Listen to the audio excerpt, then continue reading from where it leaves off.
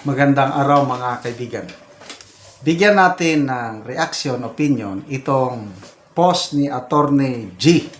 Isang magaling na abogado na palagi kong sinusubaybayan. Ang ganda ng kanyang post. Reaction niya ito sa balita. Ano bang pitsa ngayon? 20, bukas. Makikipagkita si Pangulong Marcos Jr. kay Mayor Robredo sa Naga para daw sa Uplan Baha. Ano Uplan Baha na? Ano ba ngayon? Papuntang summer, nagbabaha. PBBM, makikipagkita kay BP Leni sa Naga para sa Uplan kontra Baha. Ito. Mahal na Pangulo, huwag na po kayong umasa. So ito, panawagan ni Attorney G sa Pangulo.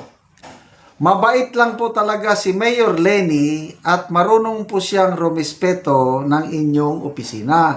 Ngunit, ito, hindi siya tanga. At lalong hindi po siya nabibili ng kahit magkanong halaga. Napakarami ko pa sanang gustong sabihin pero mahirap na. Ang ganda. Maniniwala ba kayo na a day after the Vice President declared her presidential bid, ang Pangulo biglang magbisita, kakausapin, magkikita sila ni BP Leni, ex-BP Leni, para Uplan kontra Baha. Ay, nako. We were not born yesterday. Natataranta na sila. Grabe. Isa pa, na kaduda-duda.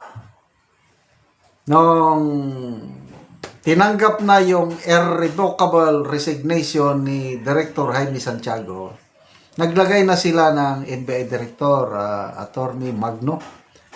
Matagal na siya sa NBI. Career Service Officer ito, si Attorney Magno. Yung araw na pag-declare ni BP Sara, the following day, nag-appoint na ng Pangulo ng isang NBI Director, biglaan.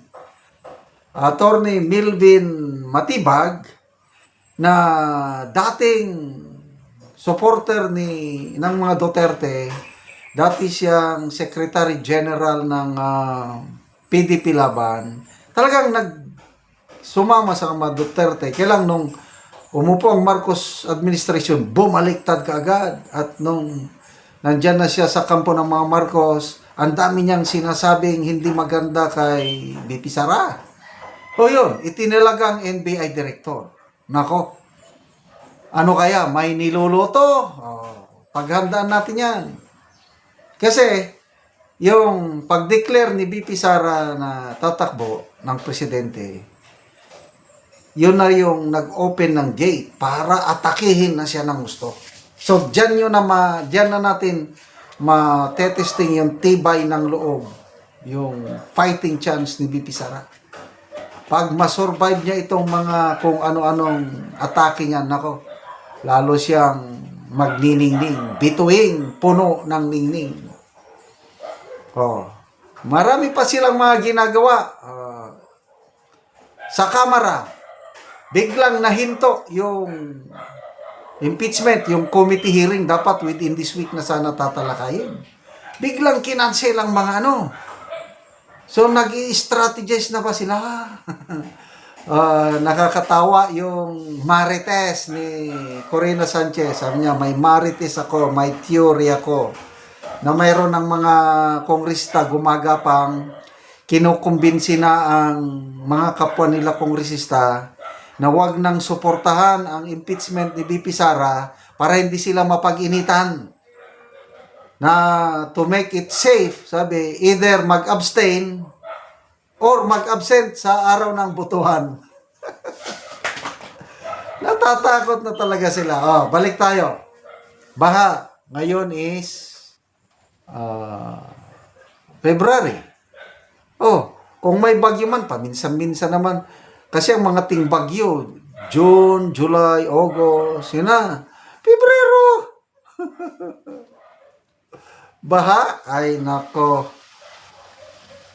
So, agree ako dito kay Attorney Gina. Marunong rumespeto itong si Madam Lenny. Bilib ako dito.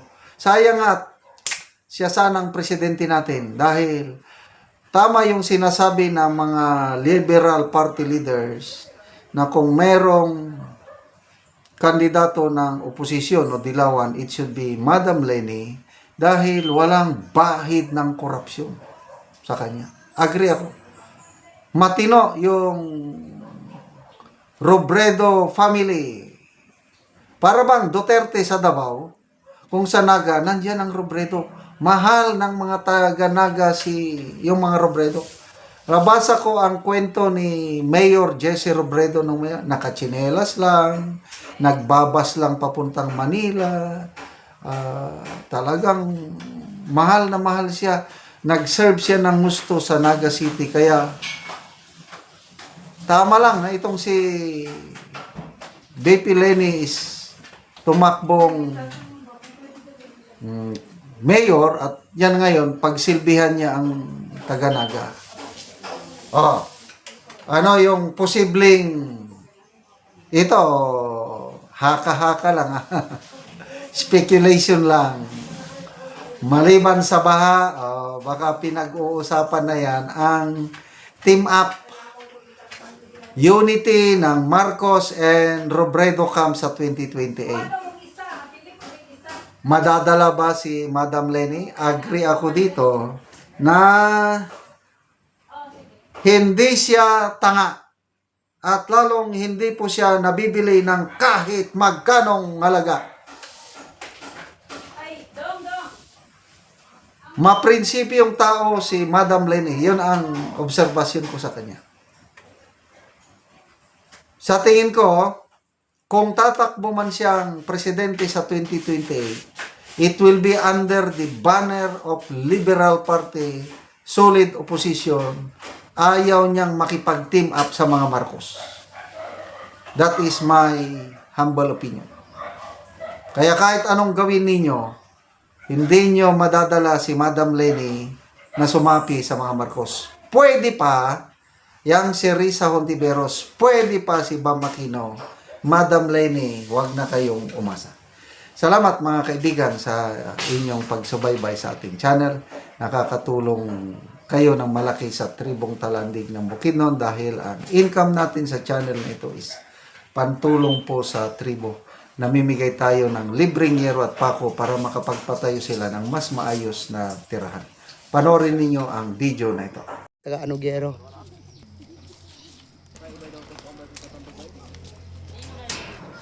So muna ni ang iyang gipatindog nga balay. So magatop na gid siya karon. Ako imang si mama no. Grabe na ko orange big.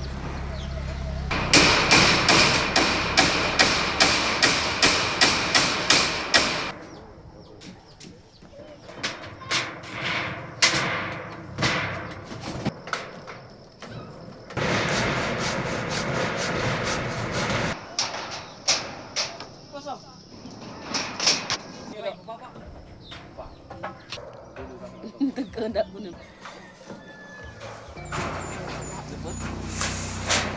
Ay, panda.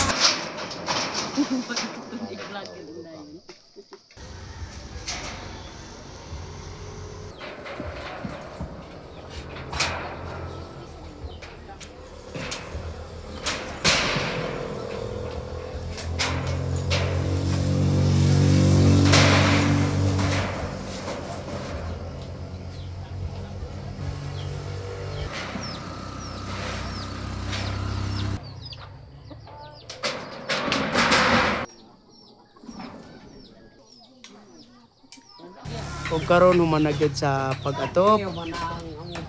Tama sa Ginoo nga nagtapang sa sin nga ako nami balay. Oo. Wala pang tabang nga sin, di pa mi makabalay kay wala pa mi kuan. Di pa mi makabalay kay wa may sin. Oo. Salamat mi sa Ginoo kanay kuan tabang mga sin. Oo. So unsa day mong trabaho di ay? Kuan ra pang muso-muso, Mag-uuma lang.